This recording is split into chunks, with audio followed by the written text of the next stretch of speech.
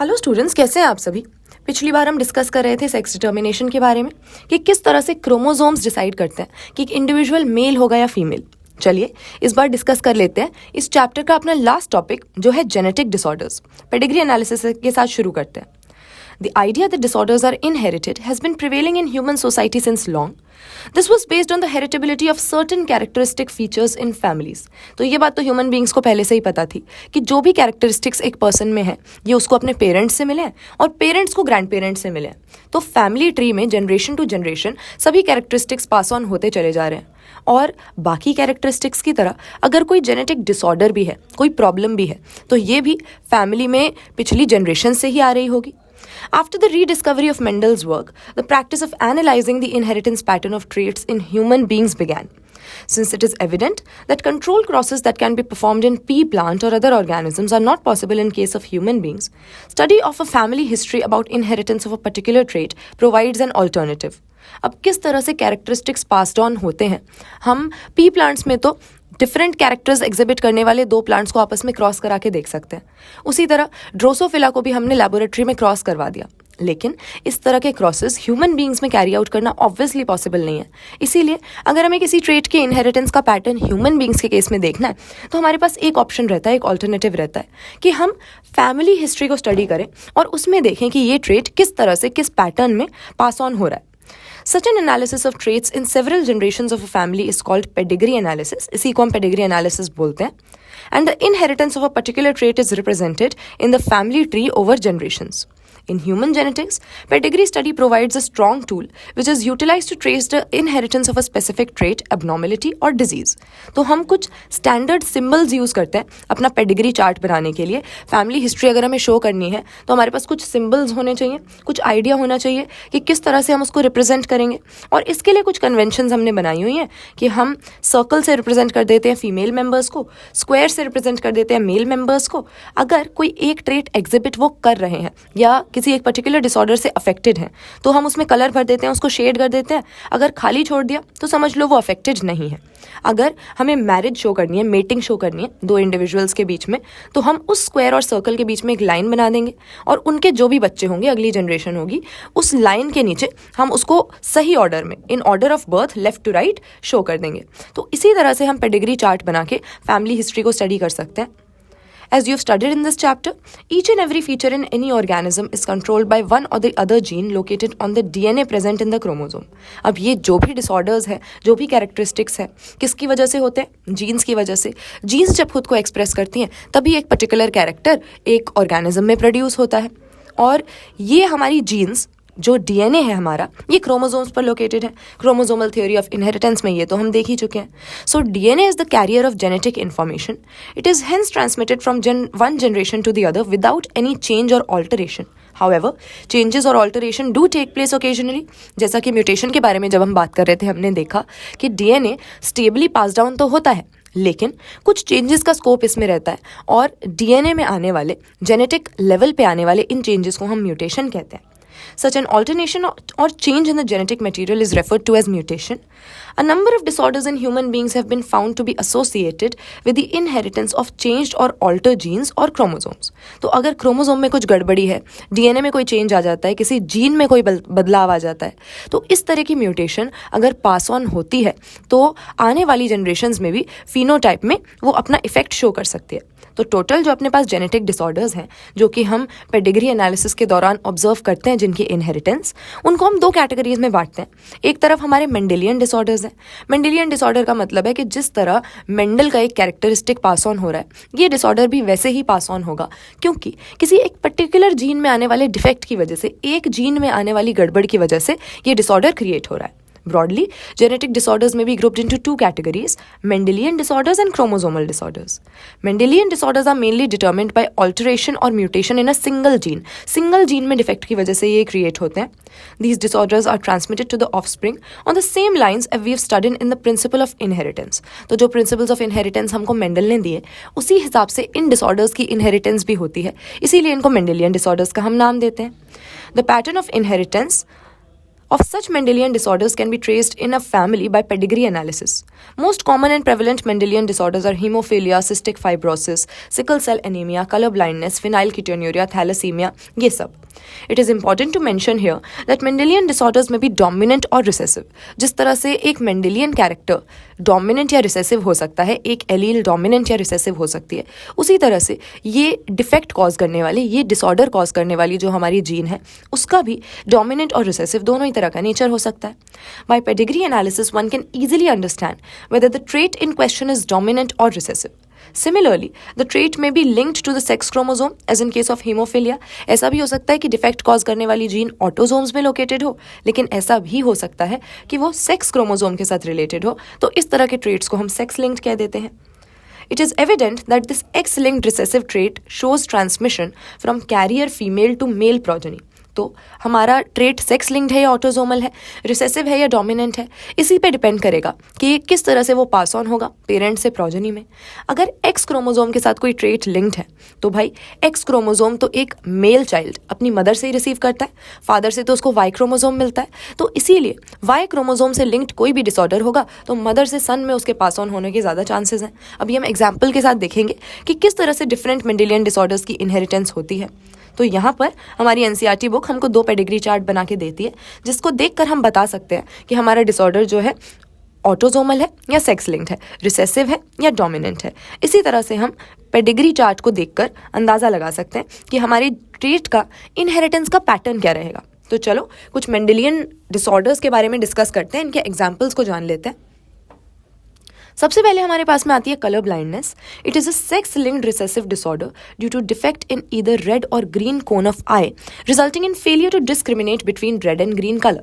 Colour blindness का यही मतलब है कि कुछ कलर्स के बीच में डिस्टिंग्विश करने में पर्सन को दिक्कत होती है, और क्योंकि हमारी आईज में कोन सेल्स ही कलर विजन के लिए रिस्पॉन्सिबल होते हैं, तो इनमें आने वाले डिफेक्ट की वजह से कलर ब्लाइंडनेस हो जाती है. This defect is due to mutation in certain genes present in the X chromosome.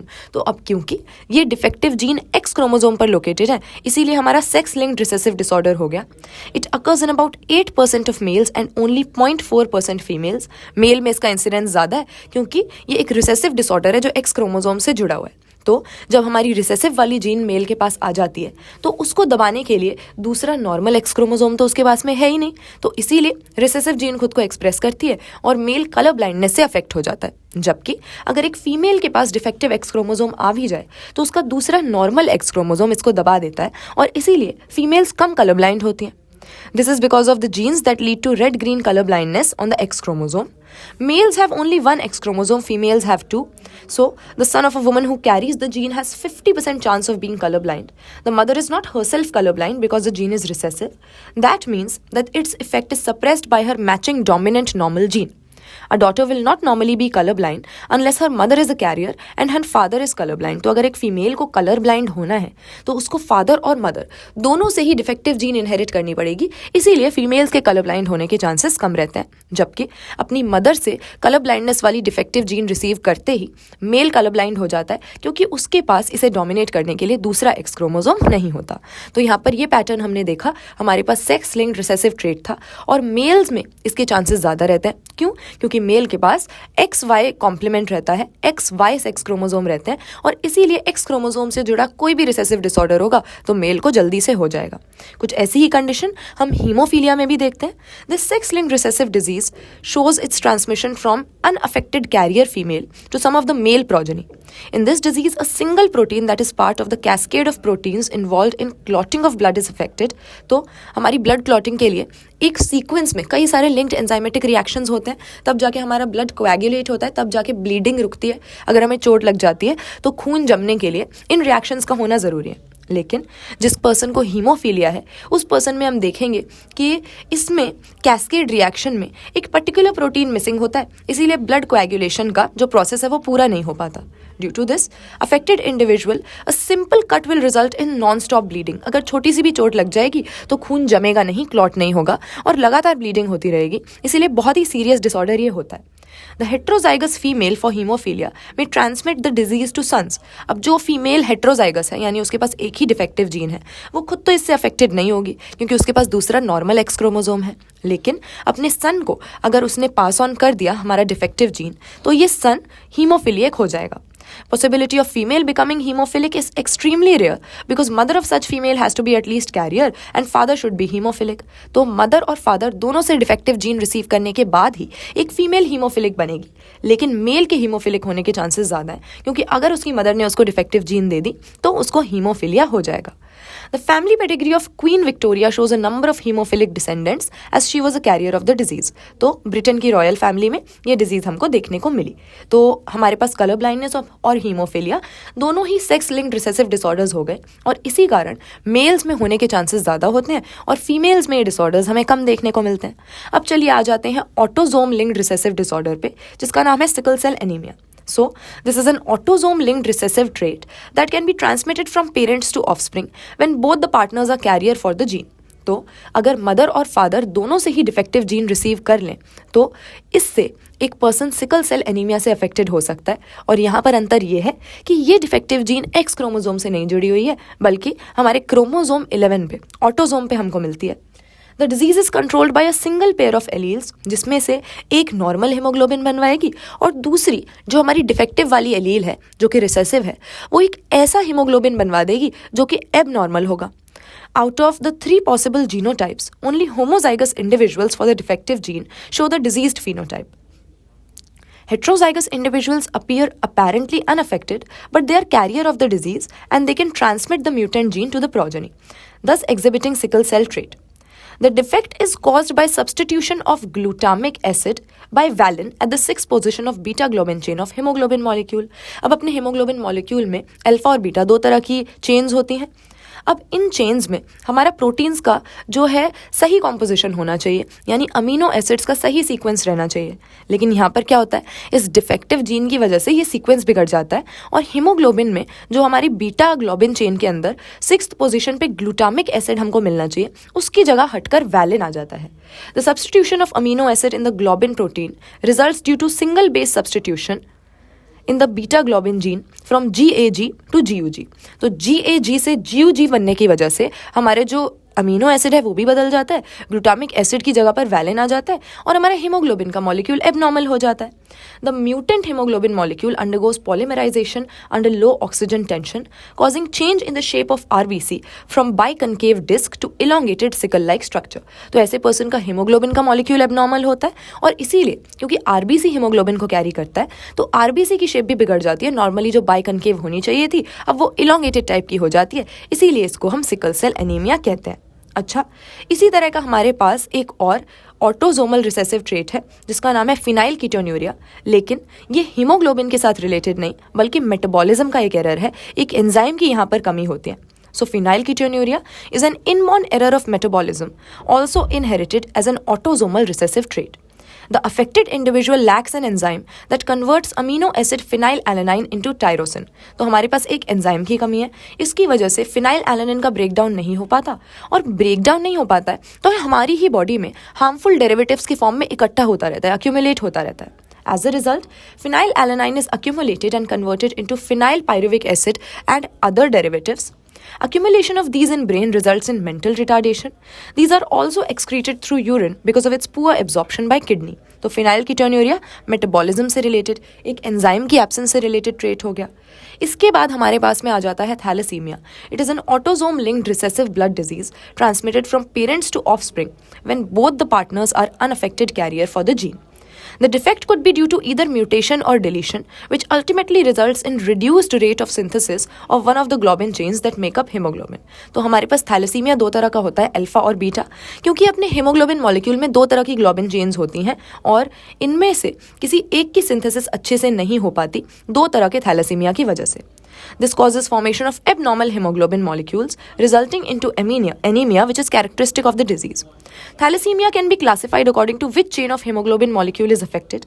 In alpha thalassemia, production of alpha globin chain is affected, while in beta thalassemia, production of beta globin chain is affected.